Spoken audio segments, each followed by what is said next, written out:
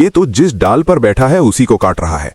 पूरे जंगल में इतना बड़ा मूर्ख नहीं, लेकिन यही मूर्ख एक दिन इतिहास का सबसे महान कवि बनेगा, ये किसी ने सोचा भी नहीं था। ये कहानी है एक अनपढ़ लकड़हारे और घमंडी राजकुमारी विद्योत्मा की।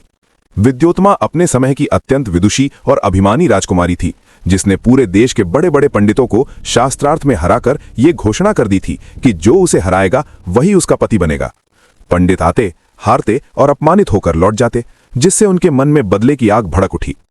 एक दिन उन्हें जंगल में एक युवक दिखा जो जिस डाल पर बैठा था उसी को काट रहा था।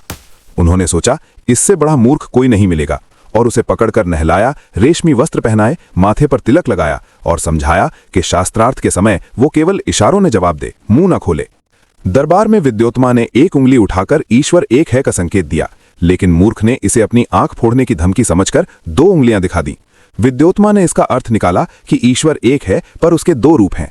फिर उसने 5 उंगलियां दिखाईं, जिसे मूर्ख ने थप्पड़ समझकर मुट्ठी तान दी और विद्योत्मा ने समझा कि पंच तत्व एक ही ब्रह्म में समाहित हैं। वो उसकी विद्वता से प्रभावित होकर हार मान गई और विवाह कर लिया। लेकिन शादी की रात जब उसने श्लोक सुनाने को कहा तो लकड़हारे ने भोलेपन से पूछा, श्लोक क्या होता है? तब सच्चाई सामने आ गई। अपमानित और क्रोधित विद्योत्मा ने उसे घर से निकाल दिया। यही अपमान उसके जीवन का मोड़ बना। वो ज्ञान की तलाश में निकला, कठोर तपस्या की और अंततः महान विद्वान बन गया। वही मूर्ख लकड़हारा आगे चलकर महाकवि कालिदास बना, जिसकी रचनाएं आज भी पूरे विश्व में आदर के साथ पढ़ी जाती हैं।